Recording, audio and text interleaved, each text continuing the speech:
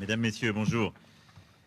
Cher Président, cher Félix, je suis très heureux de vous accueillir aujourd'hui à Paris, en tant évidemment que le président de votre pays, après des échéances politiques intérieures importantes et franchies avec succès, dont je vous félicite parce qu'elles sont une étape importante de la modernisation de la vie démocratique, politique, RDC, et de votre volonté d'aller de l'avant, mais aussi en tant que président de l'Union africaine et partenaire stratégique de la France. Nous étions avec le président Tshisekedi il y a quelques jours au Tchad, à N'Djamena, pour rendre hommage au président défunt Idriss Déby et pour soutenir un processus de transition qui doit ouvrir la voie de la démocratie et de la stabilité du Tchad. Et aujourd'hui, avant toute chose, nous voulons exprimer notre préoccupation sur l'évolution de la situation, en condamnant d'abord avec la plus grande fermeté la répression des manifestations et des violences qui ont eu lieu ce matin à N'Djamena. Nous appelons au respect des engagements qui ont été pris par le Conseil militaire de transition, celui d'une transition pacifique, inclusive sur le plan politique.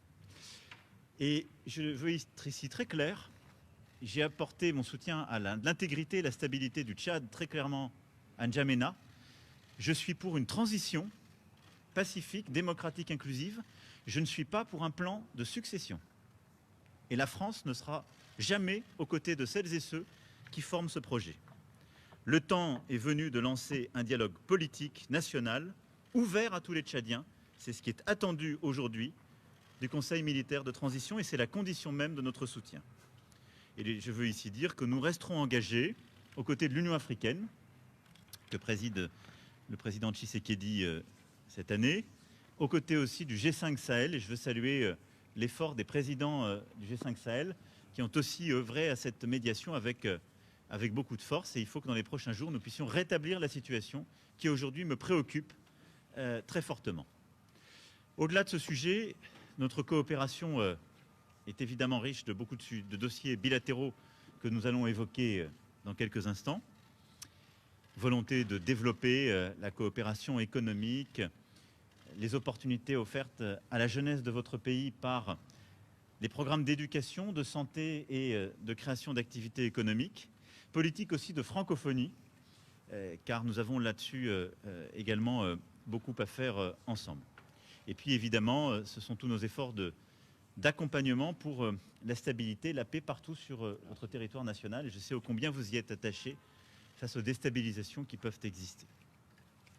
Enfin, nous évoquerons aussi les grands sujets continentaux. Et en effet, nous avons un agenda extrêmement chargé. Le premier, c'est continuer à faire vivre la solidarité internationale face à la pandémie. Il y a un an, nous avons lancé ensemble, avec plusieurs collègues, l'initiative ACTA pour aider l'Afrique à répondre aux défis de la pandémie. Elle a permis de faire plusieurs avancées, nous y sommes revenus ces derniers jours, pour aider au financement, aider aussi à plus de tests, de diagnostics, l'accès aux vaccins et à la montée en puissance des systèmes de santé primaire. Mais beaucoup reste à faire pour mobiliser plus de financement, mais avoir également des actions concrètes indispensables.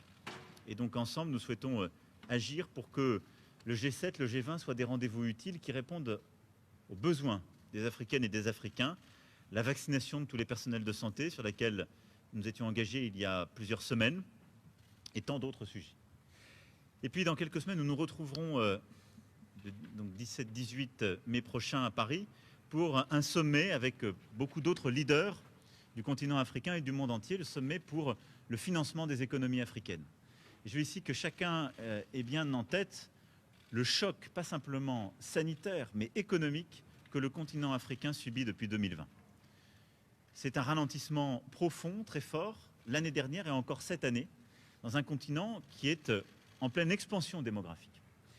Et nous ne pouvons pas faire, en quelque sorte, comme si nous pouvions continuer avec les recettes d'hier.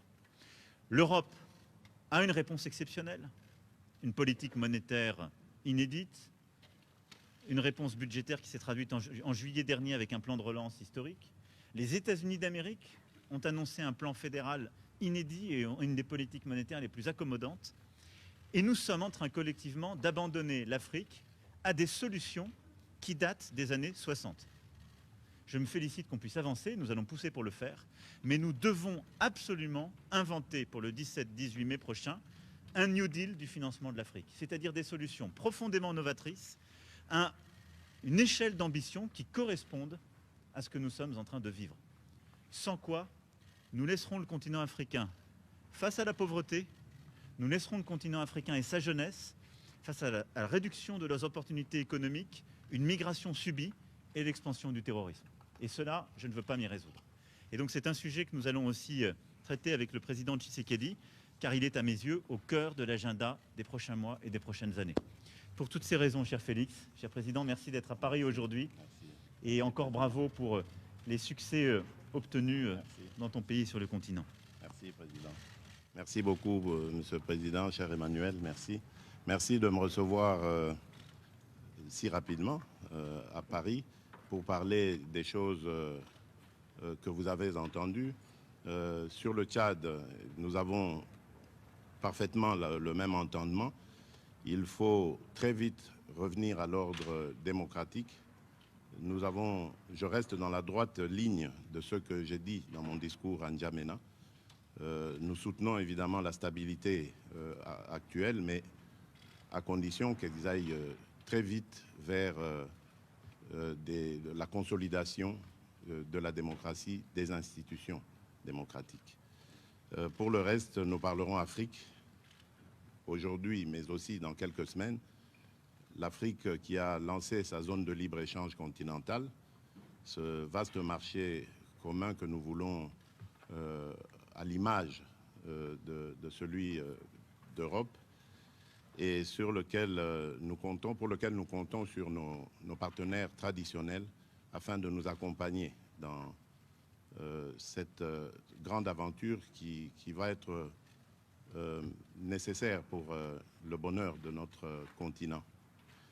La paix, bien évidemment, reste au centre de nos préoccupations. Au niveau africain, nous avons cet objectif de faire taire les armes. Voilà pourquoi je ne me lasserai jamais de sensibiliser la communauté internationale par rapport à des zones de violence en Afrique, et particulièrement dans mon pays, la République démocratique du Congo, à l'Est, où il s'est créé maintenant un groupe à tendance islamiste, au discours islamiste et aux méthodes islamistes, et qui sème la terreur auprès de nos populations. Donc là, je suis plus que jamais déterminé à l'éradiquer et je compte sur le soutien de la France. Pour le reste, le président Emmanuel Macron a très bien détaillé les sujets sur lesquels nous allons nous appesantir. Et donc, je vous remercie. Je vous remercie, Monsieur le Président, cher Emmanuel. Et je crois que nous pouvons aller travailler. Merci beaucoup. Voilà. Merci à tous. Merci.